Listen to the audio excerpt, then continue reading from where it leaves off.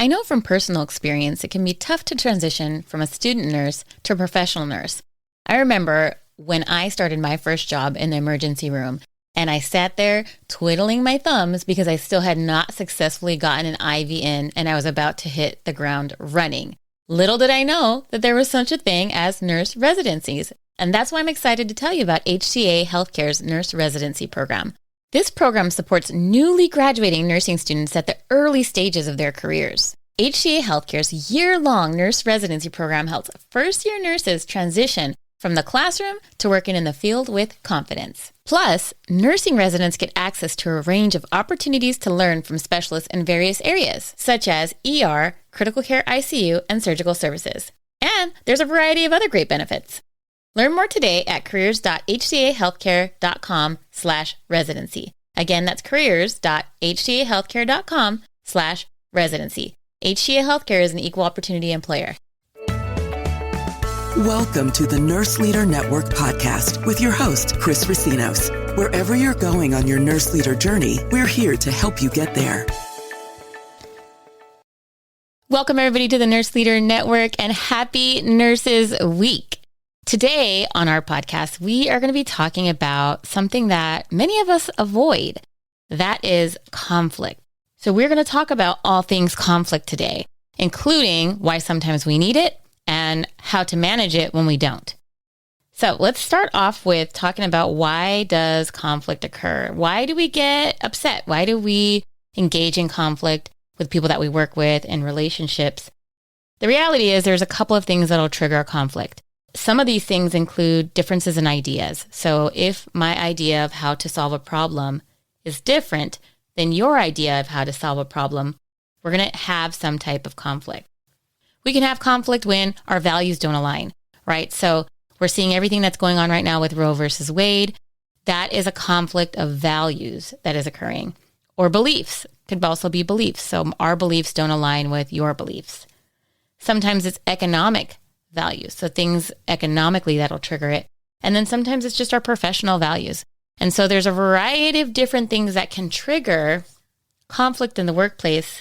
And we're going to talk about how to negotiate and get through those because we all know conflict's not typically comfortable. Now, that being said, believe it or not, sometimes we actually want conflict. So it's kind of like in a relationship. If there's zero conflict, we're not going to have any growth in the organization. We're going to have organizational stasis, right? There's going to come to a standstill in those areas where there's not conflict. Sometimes it can be a signal that people have just given up. So they're sick of trying. They don't feel like their voices are being heard. With those people, they stop having the conflict, they stop engaging, and then the organization comes to a standstill. On the flip side, we might have too much conflict. So when we have too much conflict, it is going to impair the organizational effectiveness. Employees are going to become immobilized. They also will begin to shut down and withdraw. So these are some effects of things that are going to happen when there's either too little conflict or too much conflict in an organization. We want there to be conflict, but not too much, not too little. Ideally, the level of conflict that is healthy for an organization is one that's going to promote and produce growth within that organization. So once we get to a point where we're no longer growing, we're going to say, okay, we need to look at, is this conflict something that we need to continue having or not? We've talked about too much or too little conflict. There's also two different types of conflict. So that's quantitative, how much or how little. But we're going to talk about qualitative, the two different types of conflict. And those are destructive or constructive.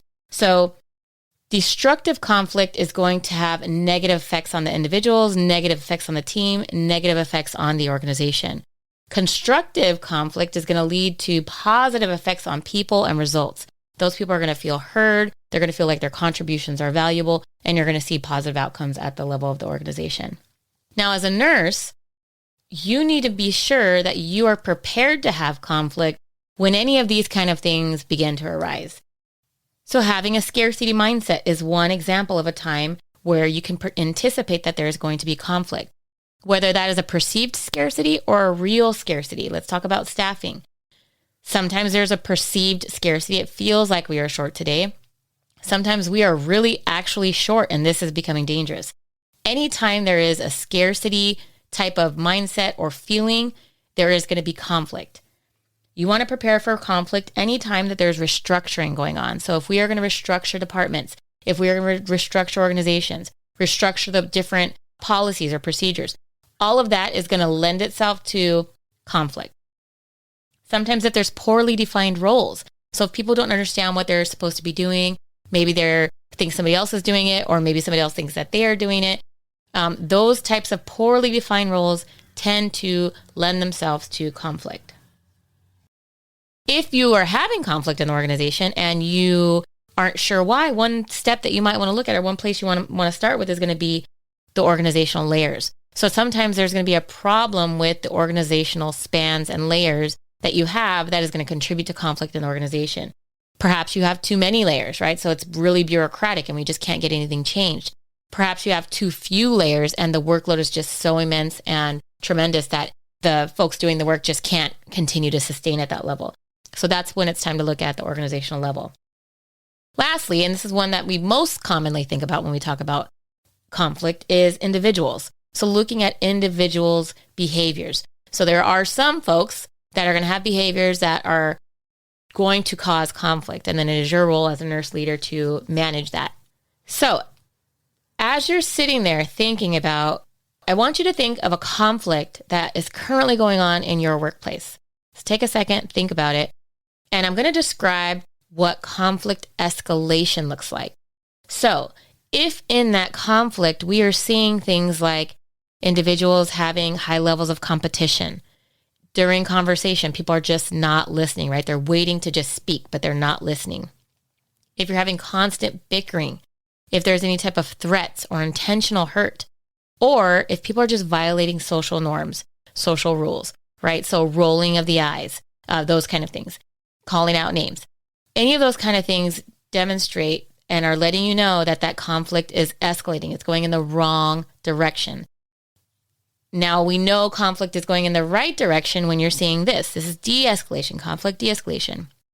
When people are listening to understand, they genuinely are not trying to respond. They are trying to understand. When people are having tactful conversations, right? So they're being very respectful. When people are appealing for de-escalation, right? So when members of the team or whoever's engaged in the conflict is saying, hey, I think it's time that we de-escalate this. We need to bring it down. When there's gestures of goodwill, people are going out of their way to really try and be courteous to one another. Anytime that people are airing their feelings, right? So they're starting with the I feel sentences. When people are doing that, we are actively de-escalating the conflict. And then lastly is really seeking to find alternatives to the current thing that they're attempting to solve. So look at your conflict that you're in right now, or the conflict that you're seeing at your job. Where is it at? Is it on the pattern of escalation, or is it on the pattern of de-escalation? When it comes to personal conflict, so we've talked about the de-escalation and the escalation of organizational conflict, but personal conflict, some of the things that you are going to notice is going to be on the escalation pattern will look a little bit different. It'll have some of those, but you may see things like a breach of confidence, a breach of inclusion, we're not including that person, or a breach of loyalty or trust. Common sayings that you may hear that are going to clue you into, okay, we are escalating this conflict instead of de-escalating, are when people say things like, that's not fair. You're singling me out. You don't like me and you don't trust me. Those are all indications that your conflict is escalating and it is time for you to put your de-escalation hat on. And I am going to teach you now how to actively de-escalate a conflict.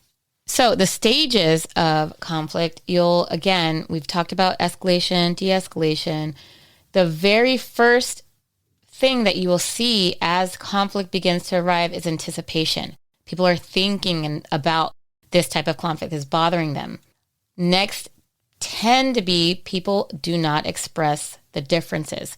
So it goes from people anticipating, and then there's just unexpressed differences, right? Maybe they're expressing it to people in private behind closed doors.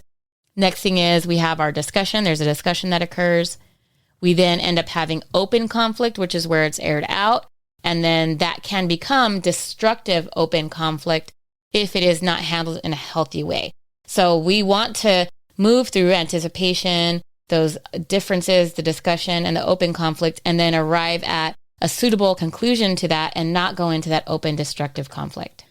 So now we're going to talk about some of the steps for resolving that conflict.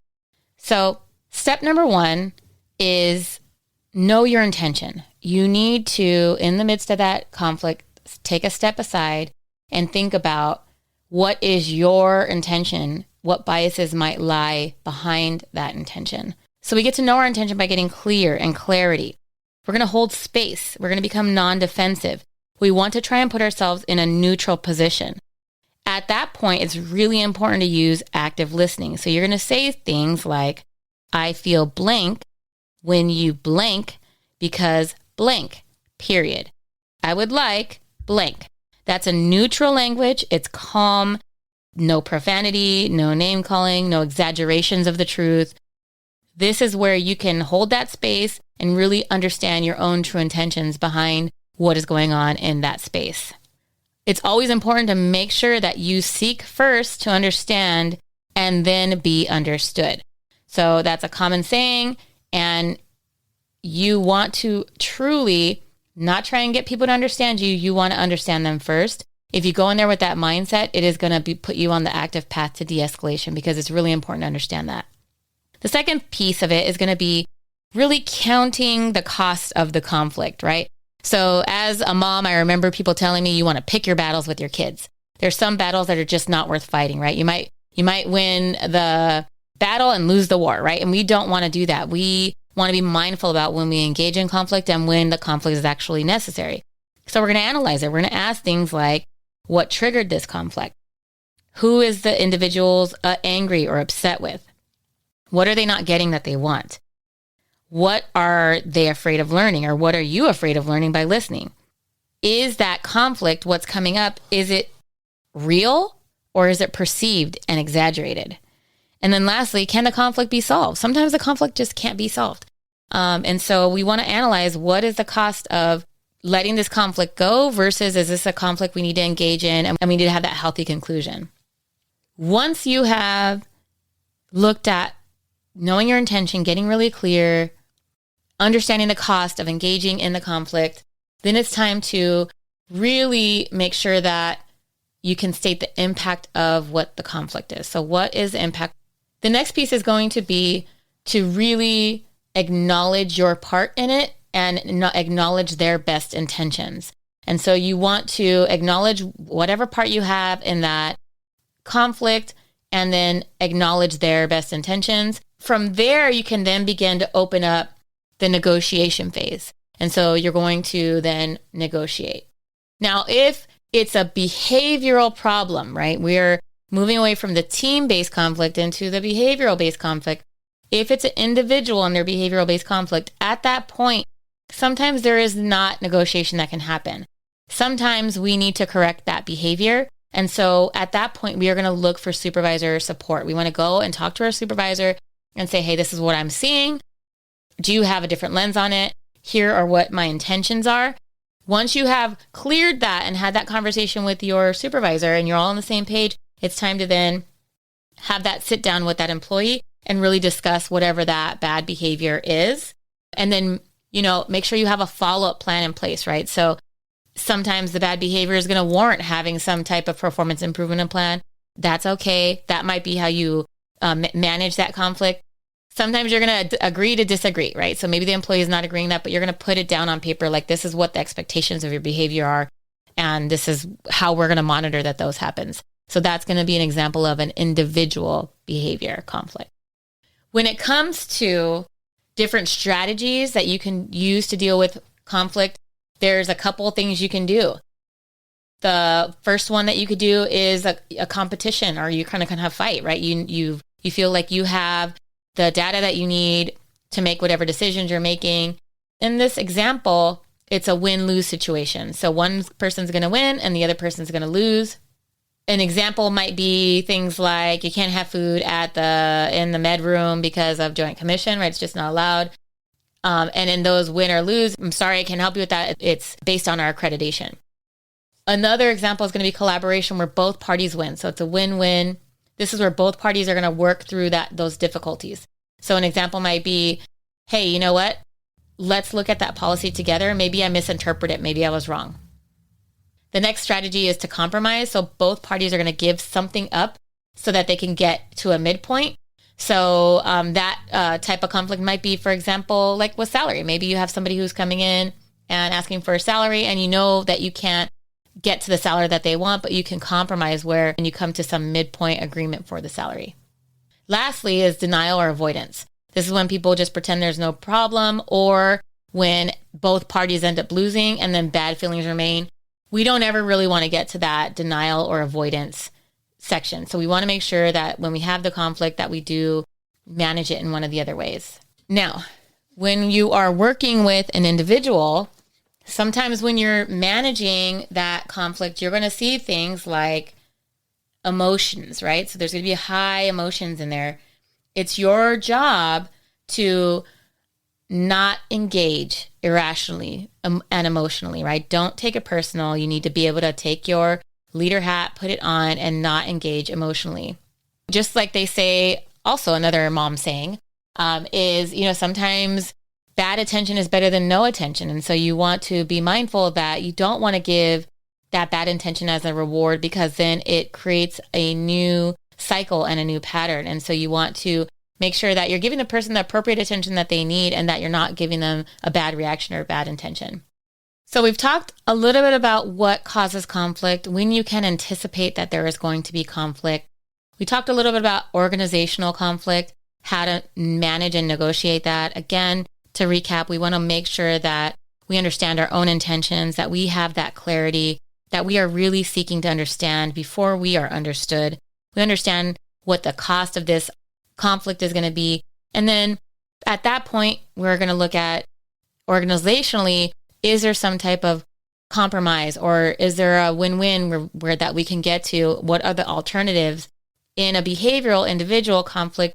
At that point, we're going to look at, does this behavior need to be modified? If it does need to be modified, what are those steps? And then those steps, again, are looking at the supervisor support, having that sit down, and then having the full circle closure so that everybody's on the same page about how that behavior needs to be addressed.